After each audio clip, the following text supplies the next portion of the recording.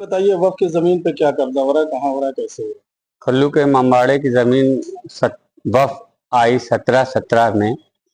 जिस तरीके से पीछे का बताया गया, लोगों ने हमसे बताया था कि हमें 2 ही साल हुआ मुतवल्ली बने, और हमको लोगों ने बताया कि पीछे अबू तालिब के रोज़े के पीछे भी रास्ता था और उस रास्ते को बंद करके उसमें अवैध निर्माण चल रहा है।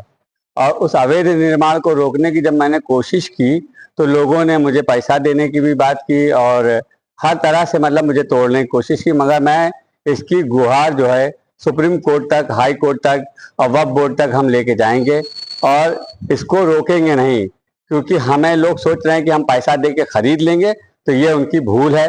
क्योंकि हम इमाम हुसैन की राह में, पहले भी मैं ये चीज़ कह चुका हूँ कि इमाम हुसैन की राह में कुर्बान होने के लिए हम पैदा हुए हैं और ये काम हम रोकेंगे ज़रूर। इस चीज़ को रोकना है क्योंकि आगे भी तरह तरह के निर्माण हुए हैं, पीछे भी तरह तरह के निर्माण हुए हैं। इन सारे निर्माण की हम जांच करवाएंगे और जांच करवा के तरीके से, हर तरतीब से इसको सही तरीके से इमामबाड़े के कब्जे में लाने की कोशिश करें। कौन-कौन लोग पैसा देने की कोशिश कर रहे थे? आपको खरीदने की कोशिश कौन कर रहा अब नाम ना लीजिए क्योंकि उसमें कुछ अपने भी हैं और कुछ गैर भी हैं, तो इसलिए पैसे की जहाँ तक बात हुई, आज ही सुबह में मेरे घर अब्दुल्ला चाचा आए थे और उन्होंने बात की है कि बेटा ऐसा है कि मेरा कब्जा है उस पे, कितने साल से कब्जा, अंग्रेजों के ज़माने का पेपर वेपर दिखलाते, उनको यही नहीं पता सन 47 के बाद अंग्रेजों का पेपर जो है सब ध्वस्त कर दिया गया है, उसको ख़त्म कर दिया गया है? 1900 ये से। अवैध कब्ज़ा जो हो रहा है, ये कौन-कौन लोग हैं जो अवैध कब्ज़ा कर रहे हैं वक़्फ़ की ज़मीन पे? जिसमें प्यारे चचा जनरल स्टोर वाले हैं और अब्दुल्ला चचा हैं और इसी में मूसा मूसा एंड सन्स जो कंपनी है वो भी है, उसमें आते हैं। कई लोग हैं इसमें। इस आगे पीछे की तरफ आ जाइए तो जावेद अजीम साहब कितने ज़माने से कब्जा किए बैठे हुए हैं दुकान का। ऐसे ही आगे भी 4-5 दुकानें हैं, उसमें भी कब्जा हुआ है। ऐसे सारी चीज़ों कब्जा हुआ जिसका अभी तक हमको किराया तक नहीं मिला है। कितने कितने साल से आप यहाँ पे मुतवल्ली हैं? 2 साल से मुतवल्ली हूँ 2 मैं। साल अच्छा, ये जो निर्माण हो रहा है, ये काफ़ी आगे तक पहुँच चुका है। तो आपको ये कब पता चला कि हमको तो ये तकरीबन 20 दिन पहले पता चला, क्योंकि मैं मुहर्रम में व्यस्त था और पीछे का जो है सिस्टम दिखलाई नहीं देता। रातों रात काम हुआ यहाँ पे, रात में मैं यहाँ रहता कब नहीं से हूँ। हाथ लगा उसमें? ये तकरीबन मुहर्रम की 3 तारीख से काम लगा है। अधिकारी को आपने इस बारे में अवगत कराया, कोई प्रार्थना पत्र दिया? जी जी, उन्होंने मेरी फाइल को ट्रांसफर एडीएम को कर दिया है, इंशाल्लाह उस पर भी सुनवाई होगी।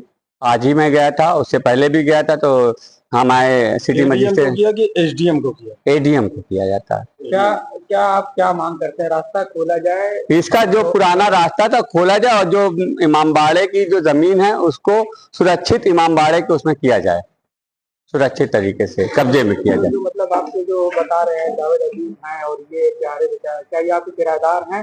नहीं नहीं, जावेद ने कब्जा किए हैं ये लोग। किराया नहीं देते आपको? नहीं, किराया वराया नहीं दिया इन लोगों ने, कोई किराया नहीं? तकरीबन हमें तो 2 साल हो गया बने हुए, अभी तक कोई नहीं किराया वराया नहीं दिया मुझे। कोई किराया क्या कोर्ट में जमा कर रहा है ऐसा कुछ? ऐसा कुछ नहीं है, क्योंकि इस डीड में लिखा ही नहीं है कोर्ट में जमा होगा। ये जो आपकी जमीन है 1200 रकबे में, क्या ये जमीन की नाप के लिए आप मांग करते हैं? जी, इसके लिए लेखपाल से मैं कोशिश कर रहा हूँ। अभी तक लेखपाल से मेरी मीटिंग नहीं हो पाई है। लेखपाल से मैं कोशिश कर रहा हूँ मिलकर इसकी पूरा मुआयना करवाएं और मुआयना करवा के बाकायदा इसको सब पूरी कस्टडी इमामबाड़े में दी जाए सारी चीजों की, जितनी जमीन है। पूरब में हो रहा है इमामबाड़े से पश्चिम में है कि पूरब में जो अभी निर्माण हो रहा है? ये आगे से पीछे की तरफ जो रास्ता जाता है, जो कि पूरब से जो हो रहा है निर्माण, वही हम रुकवाने की कोशिश कर रहे हैं।